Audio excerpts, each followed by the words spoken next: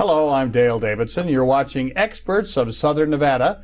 We every week try to come up with terrific guests, and we certainly have this week. He's one of our favorites, Greg Adamore of Encore Commercial Realty. Thank you. Good to see you, Greg. Thank you, Dale. It's always a pleasure to sit down with you and share our knowledge with our viewers. Thank you. And what better topic to be an expert on right now than real estate in Southern Nevada? It's constantly changing. One show a week is not enough to try to keep up with what's going on in the real estate market. But let's dive in right away and see what we can learn. The market is wacky, it seems like to me. I'm not in your business, so maybe that's not the right way to characterize it. But there doesn't seem to be any kind of long-term overall answer to what the market's doing. You hear things are getting better, that prices are coming up on residential real estate at least. We'll talk about commercial in a second. But there doesn't seem to be any long-term overview as to what's going on with the market. For a long time we heard there's an incredible housing stock situation. And now we're hearing there's a shortage of homes, and yet prices aren't driving that.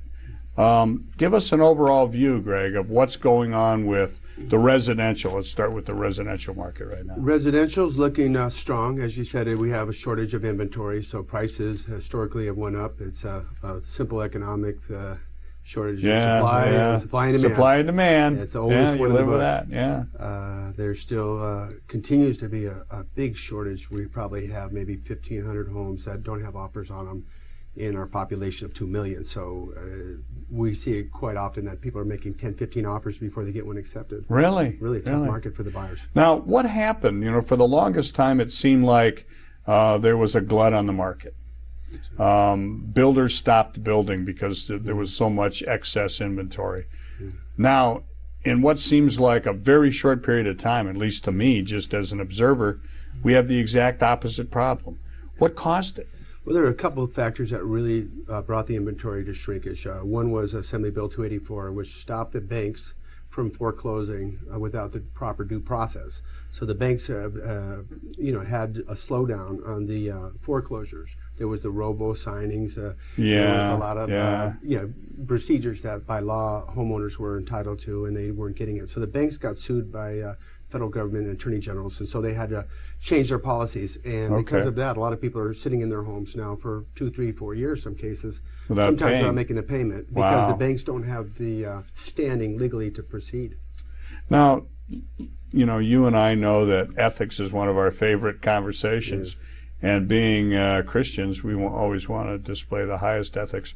Let's talk about the ethics of a homeowner that sits in their house for 4 years without paying rent or their mortgage.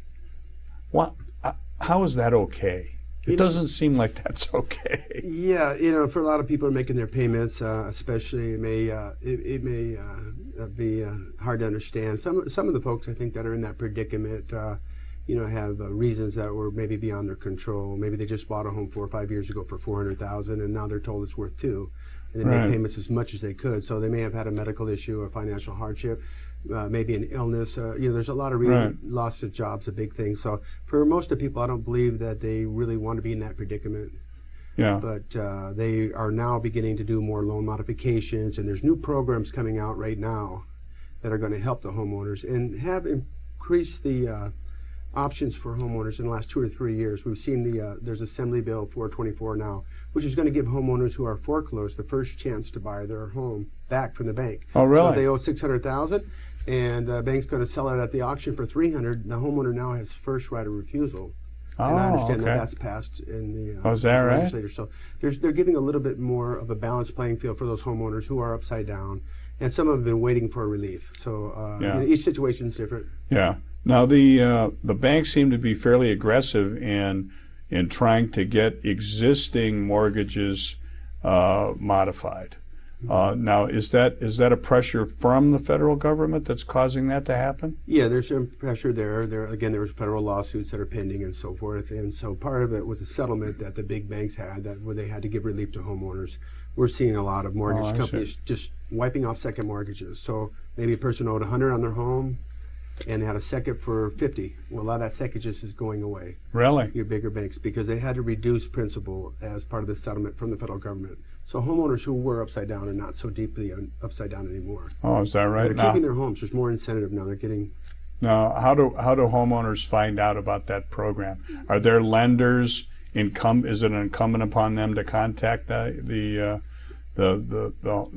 borrower? You know, it's a great question. No, it isn't incumbent on them, but there are people. The best thing to do is call a realtor, because we know the source of the data. We know what accurate information. We want to help the homeowners. And there are federal programs that help owners, and they need to know, because there's a lot of information out there, especially on the internet. Right. And some of it's called, scraping. That is, what's that? That's like usually people in other countries taking blogs or information off of websites or information that's through multiple listing data, and they're paraphrasing it or they're plagiarizing it. So it's misinformation. It's not accurate. So the best person to contact is always the local realtor with a lot of experience. They can tell you what's really going on in your market, because it's evolving day to day. Like you said, every week the market changes. Yeah, so there's new things that affect the homeowner. What's going on in the neighborhood. And so they need the accurate information to be empowered as consumers. And usually the most experienced advice, most trusted advice, is going to come from a dedicated and ethical realtor. Now, what's the motivation for these other people to do the scraping, as you call it? Is there money in it for them to do it that way? So a lot of times people, consumers, the old consumer beware, a lot of information you're seeing on the internet. And we know about 80% of the people start on the internet. But it's really important that at some point they contact a human being that can answer their questions. Right. Because every situation, again, is different. So if a homeowner is looking at their options, well, can I stop making payments? What will happen to my credit? What will happen if I get foreclosed on? What's the tax relief laws? What are the consequences if I do or don't make the payments? What options are out there? Can I get a loan modification? What is a deed in lieu? What is a short sale? They have all these questions. And their situation is kind of like a chessboard. If you make one wrong move, the whole game's pretty much over. Really? So we need to strategize for each particular homeowner, buyer or seller, investor, whether it's best to rent for them, or, what can they do to repair their credit? What are the consequences of their next move? Right. Now, you're willing to do that for prospects, even if they haven't listed a property with you or haven't engaged you to buy another property? Oh, absolutely, absolutely. Oh, that's nice. They can contact us anytime, and we'll pick up the phone. It's not just somebody that leaves a message or an email. You actually get to talk to us and get to know us on a personal level, which a lot of people are calling up and they're, email this or text that. You have somebody in another country answer the phone that you can't understand. So. Yeah, it's funny that way because when my business changed in broadcasting, when the fax machine came in, and all of a sudden human beings are not connecting with their clients, and now it's email and everything else in the world. But that's a really strong thing to say. Why do you engage a local realtor? And the answer is the local realtor knows the market. Period. I mean, that's really it, isn't it? Oh yeah, they do, and they know the laws. They know what's going on with the market. Like you said, there's a shortage of inventory, so prices have went up 20 to 30%. Wow. In the last 12 months. Wow. And they project to go up another 20 to 30%. So even the most conservative economic indicators show at least about a 20% appreciation. So people are buying now at prices that were below the cost of production of the homes. Yeah, so they're still getting a good deal. Now's a good time to buy, but they might have to make an offer, 5, 6, 7, 8, 9, like you said, 10 different houses. Is that what you're looking at? Right, and that's one of the reasons I market a lot of the homes that I have on our website, thebestlasvegasrealtor.com, because the buyers can go there, see the homes before they're pre-listed. So they don't get caught in the bidding wars where they're making 10 or 15 offers against, and the prices sometimes are going, I would say the average sale price in the Board of Realtors right now, if it was a $100,000 home, the average sales price would probably be about 102 to 110. They're going as much as 10% above appraisal on any given day. Really? That's what the shortage of markets. Now, are the buyers able to get financed? Yes, they can. If it's appraised high, really? Yeah, and then sometimes they're required to make up the difference in cash. Oh, really? So let's say the home appraised for 100 and they agree to pay it at 110. And they want $10,000 down. Yeah, so they may have to add $10,000 into out of their pocket if that were a contingency that they accepted. You mentioned short sales. Now, that's confusing to me. The whole issue of short sales is confusing to me. Can you first define that for me and then talk about the process that you have to go through if you're engaged in a short sale as a buyer and a seller. Right. It's very important as a short sale that the owners contact a realtor. Again, you have to use a realtor to do a short sale. It's a requirement. Yeah. And so they want to make sure that the transaction, every step of the procedure is followed to, and that there's integrity of the transaction. Because we're licensed, insured, and people that have our careers in line, we will do things ethically in a professional manner. So number one, you have to contact a realtor. You can also contact an attorney. I find that the realtors are going to save them a lot more money, and a lot of the attorneys. Because you don't charge them by the hour. No, we don't charge them anything unless we successfully accomplish their short sale, and the banks pay us. So right now, if the homeowners are upside down in their home, they call us. We get some free advice. They could sell their home, not pay us any commission, and get money, get their debt resolved. Because basically, a short sale is the reduction of debt for the homeowner. Okay. The homeowner owes $500,000 on the home. He can sell in today's market for $2 million.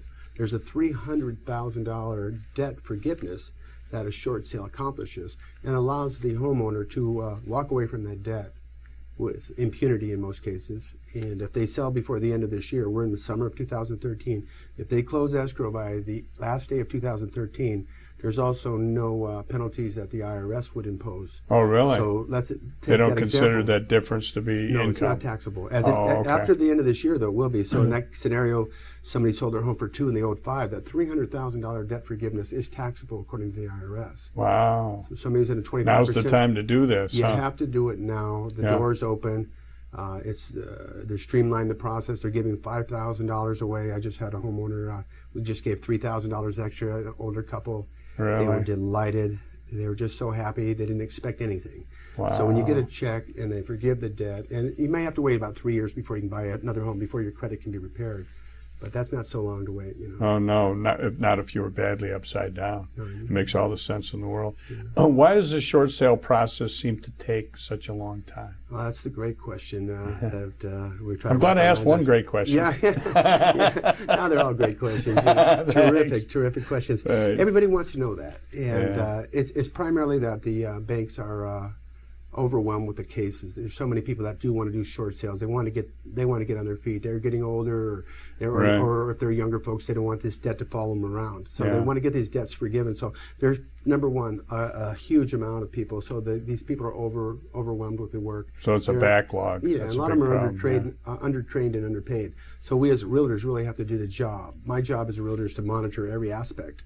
Make sure the legal paperwork's done to where the seller's getting forgiven of the debt and that there's no deficiencies against them. That means that once they're done with the short sale, there's no ifs, ands, or buts later Nobody on. can come after them later. Nobody coming after them. Oh, they can okay. rebuild their life, get out of debt. It's almost like a bankruptcy. Somebody gets that debt forgiven. Mm-hmm. So it's like the year of Jubilee. People have a new beginning, get a fresh start, get out from that deep hole. And that helps everyone, I think, in the economy. So fantastic timing to do a short sale. That's good.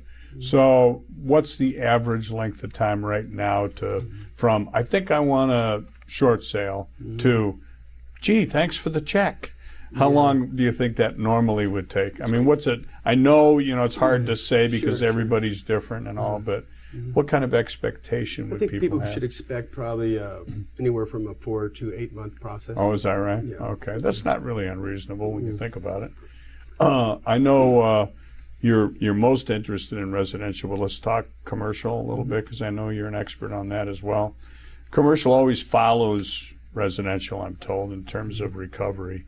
Is that, first of all, am I right in saying that it takes longer for commercial to turn around? Yeah, I think so. Because, before commercial develops, a lot of times, like they're going to put major shopping centers and so forth, there have to be 10,000 rooms. They do demographic studies. Before big anchor tenants will come into commercial places, they have to have the demographics. Okay. So they need that housing has to be there, and the homeowners have to be there. And of course, if it's a certain area of town, I work and live in the Rhodes Ranch area, and there's a high income per capita there, so a lot of big installations are coming in the area. And of course, we know ahead of time because we see the plans, we see the zoning application, so we know that there's a casino coming or a golf course coming. So we can advise our clients, like we discussed earlier, that hey, this is a good neighborhood. It's changed week to week, but like where I live, there's a Wet n Wild opening up. Yeah, that's kind of nice for families. Right on and Fort Apache. they're really happy. They're very happy about that. So it adds to the value of our communities and the enjoyment of living there. Yeah. So what's happening right now with commercial real estate? Well, there's a big land grab. You got a lot of developers trying to buy land. Oh, really? They're trying to recover from the Because land is cheap now, or no. Prices Really? have went up. I think we just sold a 5-acre piece for like $300,000 an acre. Probably a year ago, that property would be about $175 an acre. wow, It's on its way up. wow. Well, that's good for the economy, but can the developers make that money back? That's what they're asking themselves, because Yeah. they know that they need to build and they need to keep people working, and prices have to go up. Yeah, That's the only way that they can sustain it, because they do have a cost analysis. They look at the benefits and the costs. They Sure, consult every sure. home, but because they build, and now here's the hard thing about the developer today, the small builder. It's hard to get a piece like they used to for 40 acres. Now they're lucky to get a 5-acre piece that's all Really? contiguous. Yeah, so Wow. it's hard to assemble those. So the BLM is offering up some big land deals, and that may come in. you have to really be in the big leagues to afford the bid on those, though. Don't Yeah, you? yeah. Isn't that multiple I think millions we of just sold dollars? a piece to Pardee, and another piece, just some small pieces, 5-10 acres, and some of them they have to consider whether there's a wash, where's the water, what is the offsite improvement. So Yeah. it's a little different. It's a little bit more elaborate when you're dealing with the commercial sector than the residential. No, a lot of developers went out of business during the crunch. I imagine some builders did as well. Is it a crazy question to ask? Is there enough talent left in town to get all of the work done? Yeah, there really is. Is there? There really is. Yeah. There's a lot of people that are ready, willing, and able to work. They've Really? been waiting for the opportunity. A lot of them did leave town or go to other areas, other markets. Right. But I think the true professionals, the people that have established themselves in Las Vegas, are still here, and they're trying to do their share to help our community recover. And they've got their shoulder to the wheel. It's there's construction going on. I'm glad to hear that. In terms of, on that same line, in terms of hope for the community, Las Vegas has been flat on its back for 4 or 5, 6 years, depending on how you measure things, and that has a wearing effect on business people and just the average homeowner. Do you think confidence is coming back? Because the economy really is driven by consumer confidence, isn't it? Yes, it is. What's your feeling on hope and that sort of way? I'm positive. I believe that this Las Vegas economy has been suppressed by more external factors than most. They call this the mega center for the foreclosure crisis. Right. It hit us harder because we were most vibrant. And the old saying, The higher you are, the bigger you are, the harder you fall. Yeah, we were big. yeah, We were going yeah. high rise. We're talking about the Manhattanization of Las Vegas. Yeah. There's books written about it. And this is still one of the most desirable cities in the world to live in for a number of reasons. The Yeah. entertainment, the cost of living, the taxes. There's diversification. There's a lot of wonderful things about Las Vegas that make us a worldwide, not just a tourism, but convention business. Sure, and, sure. Expansions of airports, interstate freeways that are being developed. So Las Vegas, I think, is going to really come back. I think confidence is way high. There's still some skepticism, and that's healthy. We want to be careful. Yeah. But, Vegas, I think, is just about back. I think most people would agree that Vegas is just about back. That's great to hear. Yeah. Let's talk about those high-rise condos. A lot of money got invested in high-rise condos on the Strip in particular, and some sold for incredible amounts of money, either to speculators or people who wanted to live in those properties. What's the situation down there now? We just had a buyer come in town from overseas, wanted to buy one this weekend for $800,000. We found some pretty good deals in Trump. A couple of them. In the high-rise market right now, you can still buy them at a fraction of what they cost initially. Again, confidence. You said consumer confidence, and that's why the Trump name. That's why they sold quick. People have bought them in Florida and New York. They trusted the Trump image. So trust is the most important thing about selecting a realtor. I think when you need to talk to a realtor, you have to have trust, and ethics and a good reputation are what build trust. Sure. And through this downturn and the crunch, I'd say probably 70 to 80% of my business came from referrals. Is that right? Yeah. So Let's talk about that for a second. How important is referrals versus just getting listings, getting calls off your listings or off your website? I think it's very essential. People want to number one, they somewhat want the confidence of their friends that have dealt with. They want to know. They have this Angie's List. I don't know. I've never tried to be on it, but I was thinking maybe. But Greg's got a list too, and I hire the best people. We work with the best title companies, the best builders, people that renovate homes, decorate them. When people sit down and they want to sell their home, they can trust our advice. We're going to show them how to get the most for their home. And a lot of times what people don't realize is they can get a lot higher price for their home if they stage it right, if they show it right. We start with a curb appeal. I sometimes sit down with the seller and say, listen, if you just drove home or you just drove up to this home for the first time, would you buy it? And if you had your paper and pen out there, what would you say? Well, there's grease in the driveway, the shrubs need some color, there needs to be trimmed, the paint's peeling. Right. So put themselves in the role of the buyer, come in and take a look at it. A lot of times I'll even take a seller in to look at 2 or 3 of the homes that may be a model match in their neighborhood. This is one for $250. This is how ours compare to it. And some little helpful hints, like a cleaning or decluttering or taking a room that's a family room, and it's just got a lot of boxes in there, something like that. Well, put a game in there, or a video game, or a ping pong table. If the room is a family room, make it look like make it look like a family room. Yeah. I've heard. I had never heard that phrase staging before, and somehow I ended up with a Facebook friend. I've got 1,000 of them, and I know about 50. But this woman stages homes, and then she has pictures like before and after pictures. They look great. Oh yeah. But this is an industry apparently. This is a business, staging. Oh yes, very much. Yeah. Very much. Tell me what they do. Are they sort of directors, aren't they? In a way, like they declutter. Like William here, our TV director. He's great. Yeah. What do they do when they stage? They do. They put in furniture that complements the home. They look at the type of home it is. Each room has its own style. So they would define a kitchen there where they might put in like some fresh flowers or some lemons in a pitcher. Or they might even, believe it or not, they might like take some apple or cinnamon or something and bake something an hour or so and put the cookies out when people come in. It sounds a little corny. Yeah, but it really works. Yeah, when we all grew up, we remember coming home to mom or grandma and there were some cookies and milk, or you smelled food cooking when you came home from work or from school. Yeah. Well, people identify, with what they know. And, that's a great idea. So the little simple things and it's the most economical way for them to get the most for their home with the least amount of cash outlay. So it's she or he is kind of an interior decorator at the end of the process, not at the beginning. Right. Which is kind of funny. Yeah. But she might recommend painting and papering and doing things like that. Yeah, taking down some pictures that may be personalized a little too much. They just want to keep it kind of neutral. And, so that the buyer can connect with it.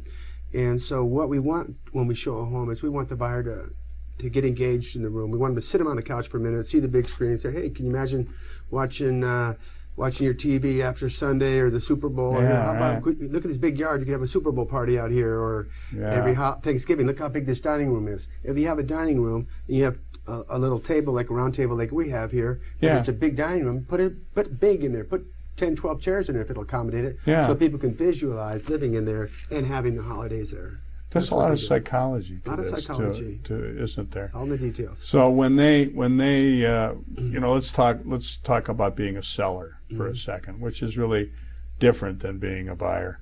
They're going to look around. They're going to look at their house. They're probably a little prejudiced about the home. I think it looks perfect. Yeah. How do they take your criticism when you come in and say, this place looks a little shabby? I'm sure you don't say it that way, but how do they take it when you start making recommendations that big changes be made, for example? Yeah. Well, you have to couch your criticisms, with compliments. Wow, you've got a great job here, and see what you invested, but perhaps this couch doesn't really accentuate the room in its most positive light. In my case, it would be dog hair all over it. That's the one thing we can never negotiate. Scooby don't get it. That's you right. can have the washer, dryer, and refrigerator and the jacuzzi, but Scooby's going with me. Yeah, that's right. Yeah, but you do have to be gentle with some of the criticisms. People don't like to, but they are trusting you to get them the most money, to sell it as quickly and as efficiently as possible. And if time is a factor, and most people, time is money, they may have an opportunity if they relocate to another area, and they might need to have their kids in school by a certain date or move when the kids are out of school. So we want to get them the highest price and also the lowest cost. So if they listen, if they're coachable, and of course they call me the real estate They don't coach. always, They don't always listen, but sometimes you have to have someone else come in and talk to them. And in today's world, communication, especially in business, is probably more important than ever. So it's the way that you address people, and I think after having a lot of years' experience, we'll deal with an engineer slightly different than we will somebody that's a bricklayer. Somebody that works with their hands, which might be a little different than. So you have to more or less be careful and a little gentle in your criticism, but a lot of them really need to know. Yeah. Their home doesn't show well, or it's too dark, little simple things. And what I remind a lot of people is, hey, go look at a model home. The doors are off, the lights are on, it's not cluttered, it's bright colors, it's clean, the air conditioner's on. If you're on the hot summer, you don't bring people to home that's 105 degrees. Yeah. So you need to get pets. Is that the look that you want? Do you want your home to look as close to being a model home as possible? Well, you want to keep it light and bright, and each home has its own character. Some of these homes are rustic, or some are modern. So, I think that you want to have a defined image for your home, and each home, depending on the track and what type of buyer that you're attracting. Yeah, that's really interesting. You want your home to have a definite style. So if you're a seller, you really want to think sort of about the demographics of a buyer, don't you? Yeah, who's our target? Yeah. Who we want to sell to. Do you go through that when you sit down with when you're getting a listing? That's a beautiful thing. The listeners can call us or call a realtor they trust, get advice, maybe talk to two or three people, gather information. You interview them. It's like when they buy a car, they don't buy the first car that they see. Usually, they usually do some shopping online. They talk to friends. Hey, they see somebody with a car that they like. How do you like your car? How is the service? Have any problems? So the same with realtor. You'll talk to a couple of realtors, and if they know the neighborhood, they know how to get you the best deal. And particularly right now in this market, like I said, I use the analogy like a chessboard. But if you make a bad move, you're not going to get your offer accepted. Right. So an experienced realtor that's dedicated is going to write the offer properly at the right price, so you're not overpaying, but you're also not going to lose the home, especially over $1,000. Sure. Sometimes people might come in and the realtor didn't coach them right, they didn't advise them right as to the strategy of making the offer. So they say a home's $200,000. Well, we offer $198,500. Yeah. We think that's pretty good. That's not that much of a hit for the seller to take. But we know that 2 or 3 other offers that this is the only home in the market. It is a very trendy neighborhood. Yeah. And the properties are going up 20 or 30%. What I'll explain to that buyer is for the $1,500, they may lose this home and have to look for 4 or 5 more months. By then, the prices may have went up $10,000. Right. So come in strong, get the property, but you don't have to overpay. And the one thing that the viewers can take comfort in is we get the homes appraised, we get them inspected, so they're not going to overpay. The banks usually won't allow them to. But the difference on, say, $2,000 is maybe $1 a month. When I say you offer $205 and the next guy offered $200, well, the difference on $5,000 amortized over a 30-year loan is maybe $1.80 a month more, and you can own the home. Yeah. So really, you don't want to win the battle and lose the war. Yeah. It's really interesting too because, a seller is selling for whatever reason they have. Mm-hmm. But they have an emotional attachment to the house usually, and I think one of the just my personal opinion is in negotiations that it really makes no sense to insult the person you're trying to buy the home from. Oh, yeah. And people do that, like this is wrong and that's wrong and this, and that's kind of dumb, isn't it? It really is, and it's a really good question because this week we sold a home that was on the market for $106,000. Came in with got 2 offers at $110,000. Yeah. And so one wanted to buy the furniture, and the other one didn't really want the furniture. So my seller, who I represented, sold the furniture and got an all-cash deal. But during that process, the buyer's agent, I represented the seller in this one. Right. My sellers were insulted by the buyer. The buyer showed a proof of funds letter when he made his cash offer to prove that he could buy it. His credibility has to be proven. And that's why you want a realtor to. You're selling that from that end home, too, You want to know who they are. Yeah. Are they a prospect or a suspect? Are they looking to place over, or are they going to buy it? So they're not going to go to a realtor and we're going to get their credit. We're going to see their income. We're going to see how much money they have in the bank. Sure. We're going to get to know someone before we open the door to them because it's not safe to open your doors to somebody in today's world. You don't know who they are. Got to check them out. Always have a realtor involved in the process. So in this particular case, the owner was insulted by the buyer because he was buying the furniture. But he goes, this is pretty cheap stuff. And for the seller, that was pretty high standards. Wow. But this guy had almost $1 million in cash in the bank. And then the next thing he said was, where's the Bank of America around here? She said, right around the corner. He goes, I like to visit my money.